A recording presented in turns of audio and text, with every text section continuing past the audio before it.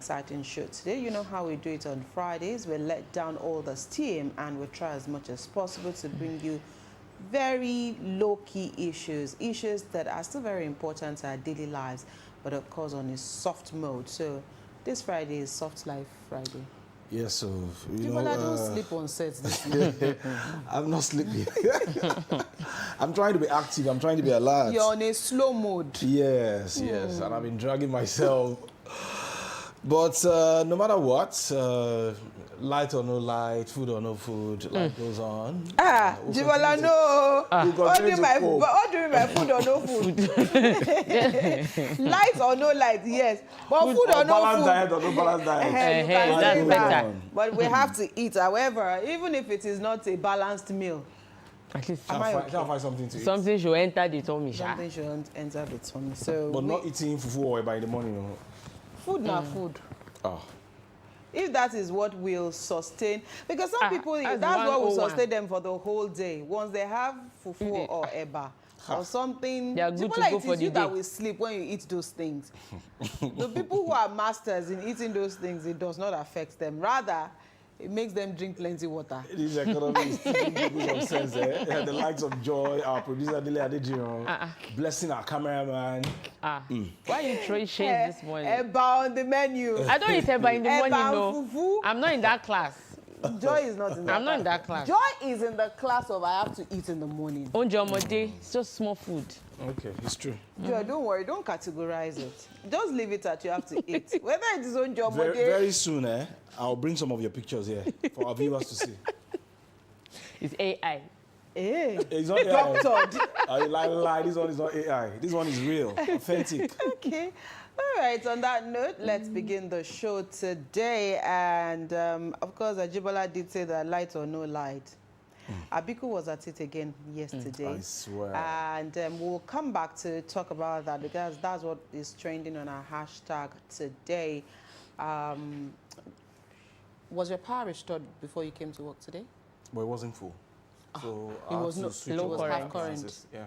Joy, yours? No. we Okay, didn't have ours power came supply. back at about 7:30 a.m. today, and it was taken all through yesterday at about 11:59 a.m. or 11:29 a.m. or thereabout.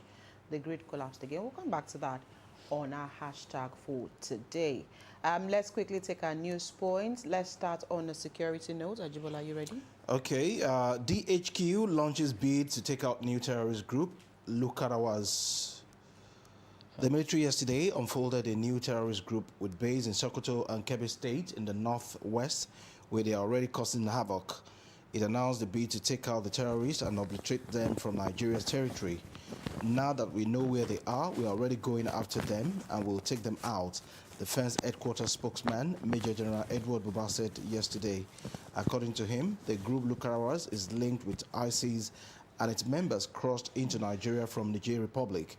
He added that when they settled in areas between Sokoto and Kebbi, the people did not raise the alarm or report it to security operatives or the military until they started their nefarious activities. General Buba said Lukarawas is affiliated with ISIS in Sahelian region, particularly Mali and Niger republics, and this is the first time the Sahelian jihadists are making an incursion into our country.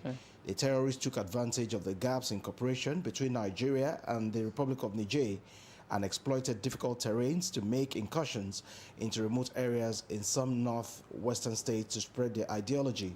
The defense spokesman said the group was accommodated by the locals, who initially thought that the group meant well for them, adding that they failed to report the movement to the military and security agencies. And you know, this is where I will refer to the slogan of Joshua. If you When you see something, say say something, something, and yeah. you do something, it's not okay that you see, you say, and you're not doing. So if you see, and within yourselves you're speaking hush hush, and you're not seeking help, you're not reporting to higher authorities, then there comes a problem. But again, if you going by what the spokesperson did say, there are thoughts that they had good intentions. They probably also came into that community or those communities just like, you know, Airports, like, you know, accommodators. you were relocating to a new community and you just needed accommodation, or you needed somebody to just help you. And you know, because these guys would also speak a bit of their language, it was easy to get an incursion into those communities. But where, of course, the army has faltered is that when you started noticing that their motives were changing, or that you were beginning to see that it didn't look like their motives were, they had ulterior motives, then you should have shouted. But again, like I always say, there are usually more than one side to a story that we tell. It's the person that is telling the story that will tell you their own side of the story. If you also get to speak with the locals, they could also say that they had told their community leaders some of these issues, and perhaps the community leaders also didn't tell the right persons, or also thought that it was something they could handle by themselves, thinking they could, you know, ask these people to leave their communities. But whatever it is, now the defense headquarters has said, there is fire on the mountain. We do hope that it's not going to stop there. They have said they're working. We do not want rhetorics. We do not want this matter to get to a level where these guys will now gain an upper hand, recruit more people, put their ideologies into more heads, and it's going to be difficult to now chase them out of the land. Now is the time to nip this in the bud, and nip it in the bud seriously. Do all you can, use the locals, get all the facts, the intelligence that you need, mop it all up, so that we do hope that this will be curtailed and these guys will be handled like they should be handled as we speak. Because if they grow bigger, that was how the likes of we are Boko yet to Haram. recover from Boko Haram. It's over 15 set years. of people, judging from where you have said they are coming from, they are deadlier. They are. They are. I just And hope then that we this should is also pay nipped in the attention bud. to the porosity of our borders. Yeah, our They borders always are take just- advantage of that to come into the country unnoticed, and then Yeah. Anyways, kudos to the defense headquarters. I mean, intelligence is paying off here, and we do hope that you'll work with the locals and ensure that this particular issue is nipped in the bud as soon as possible.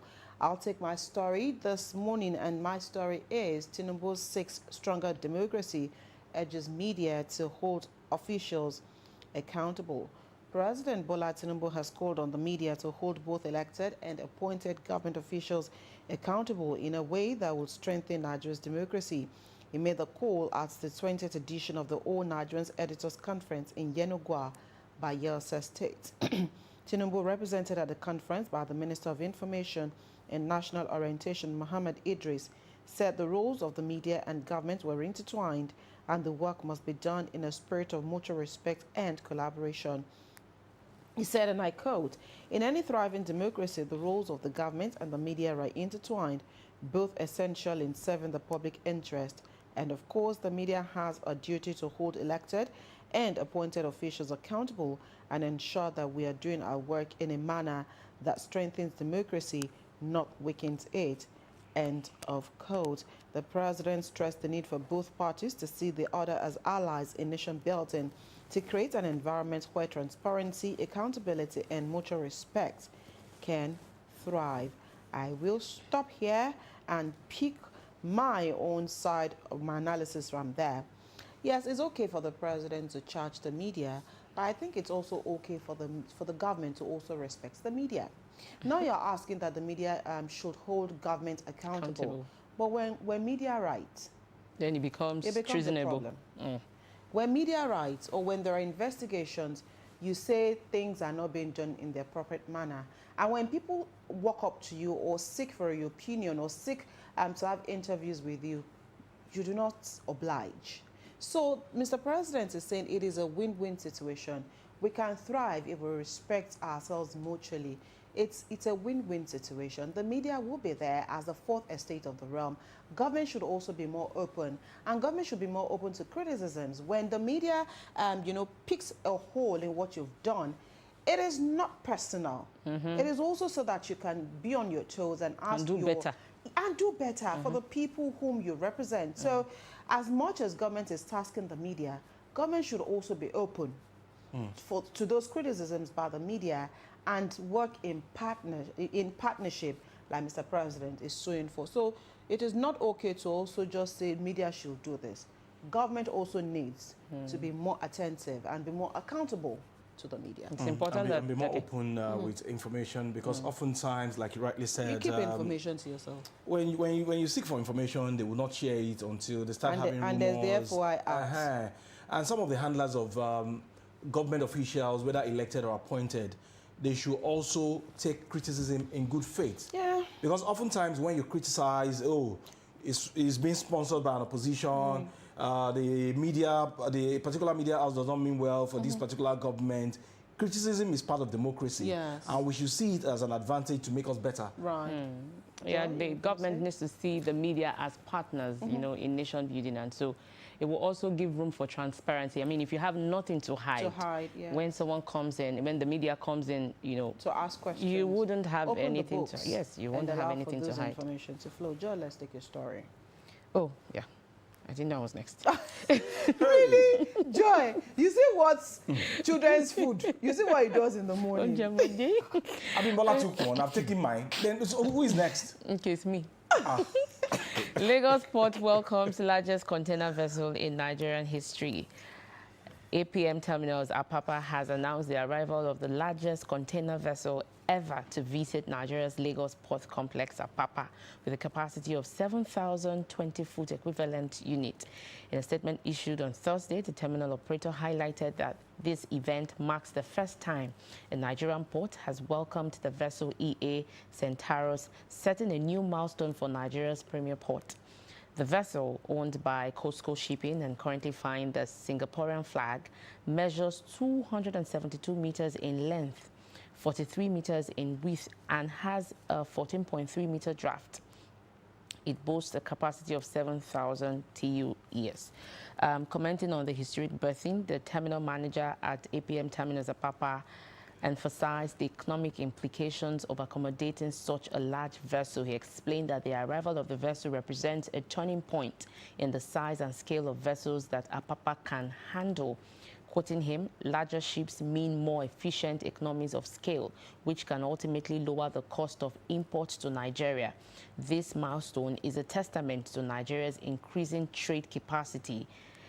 He also highlighted the operational advantages for both the port and its customers, adding that by consolidating more cargo on a single vessel, the terminal is enhancing efficiency and lowering freight rates for importers. Well, this is a good one as long as it will impact on the economy of Nigeria.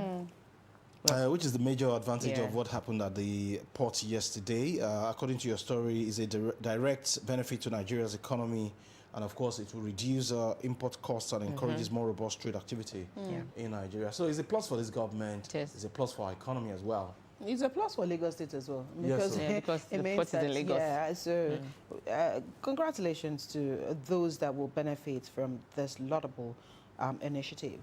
All right, let's quickly head to the X platform this morning and take a look at what's trending.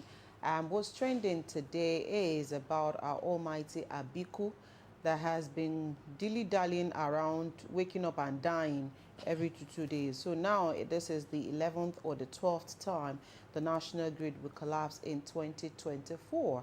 And yesterday, before midday yesterday, the grid collapsed again, and leaving the megawatts being supplied in Nigeria as of yesterday to less than 10. And then gradually during the day it picked up and power was restored to just a few places. Power came back to my area this morning. And you know, a lot of Nigerians are asking this question: is it gradually becoming a norm for the grid to just collapse? You know, some people have, especially the way it goes, you'll hear people say, National Grid, is that you? So is it becoming a norm that when things happen and you just assume that, okay, this has happened, and then deal with it? Even though yesterday the TCN did release a statement saying that the grid collapsed again yesterday because they were working on the grid, and you know, they were trying as much as possible to restore power as soon as possible. We've talked about infrastructure here and the need for those infrastructure to be worked on. But can we also do these things in phases and maybe allow the Nigerians, or maybe the way the grid is structured, and allow people to know when you won't have supply. So that perhaps you plan for it. Exactly. And then just stop making these things go. Okay, for example, you came back this morning and you had Low half current. current or low current, which in turn may spoil appliances. Oh, yes. And so what are we talking And so about? this is Well, just... Our dear Honorable Minister is already speaking, and he has ordered immediate replacement of aged cables and equipment, like you rightly pointed out earlier this week, Abimbola. And he said that the replacement will be done in phases. Of course, the first one 6 months, another one 10 year, and he also You directed say 10 the years? TC Yes, now. It's short, medium, long term. long term. And he equally directed Transmission Company of Nigeria and all other relevant agencies to begin the immediate implementation of the recommendations of some of the agencies and committees set up by the ministry to address the incessant grid collapse in the power sector. It's becoming too embarrassing for us as a nation. Honestly, I really do not know what we are enjoying in this country other than the grace of God. Light, we are not enjoying it. Petrol, we are not enjoying it. There is food scarcity. Our purchasing power is zero. So what really are we enjoying? You know, it's like you said, I'm not sure embarrassing is even the word to use at the moment, because according to the grid, as of 8 a.m. this morning, the country was generating now totally 2,716.55 megawatts. Not for even Nigeria. Up to 4,000, yeah, for Nigerians. And it's amazing to note that the GENCOs that currently at the moment have supply are 1, 2, 3, 4, 5, 6, 7, 8, 9, 10, 11, 12, 13, 14 As of. in Nigeria. We have only 14 GENCOs working. So is that at what the they are moment. sharing? That's the total that those 14 have. And then I think the sometimes if I don't even understand, honestly. And there are supposed to be close to how many GENCOs in Nigeria? At least if you look at it, more than 36. We are going somewhere. Where we are going, I don't know. Where are we going? But we are going somewhere. Okay, on a lighter note, before we wrap up completely on our opening segment, Joy and I saw this video. Well, I don't know if you saw it. Which video was that? The cabby. Did you see the video? I did not. You did not. Okay, so remember our friend, the cabby, who you recorded that engagement Oh, the with apology. the lawmaker? Yeah. The apology. Oh, yes. Abimbola. It was induced. But okay, so agreed that he was induced. Now, if you want to induce somebody, does it make sense that you have the picture of the lawmaker right behind you, and yet you had the audacity to tell Nigerians that perhaps you aggravated him? That he was to the one that anger. provoked him to anger. You must have provoked him to anger. Really? When everybody already gave you kudos for helping us identify that we had somebody with anger issues, and now you sat pretty on one red chair. And You even said in our Lord's Prayer that we're taught that we should forgive those who trespass against us. Things happen in Nigeria. So we should That guy forgive. Was induced. He wasn't threatened. It wasn't. And whether he likes it or not, we already know that lawmaker is not a lawmaker, he's a lawbreaker. This is where no amount of PR that you can do that will change our perception. This is where we begin to ask this question. Are we sure we really want to move forward in Nigeria? I swear to God. Are we really ready for change? We're not. We're not. That's it on the conversation, our opening segments this morning. We'll take a quick break. We'll return. Our first guest over here this morning. And, of course, we will be hosting a comedian. And, of course, we'll be chatting with a comedian. He's a comedian, he's an MC. He's also an actor, right? Yes. I've seen him. I've seen him in a couple of... He will be here anyway to tell us whether or not he's into acting or maybe he just did some wakapas. I guess we'll be here in a moment. And, of course, we'll be chatting with a comedian on set today.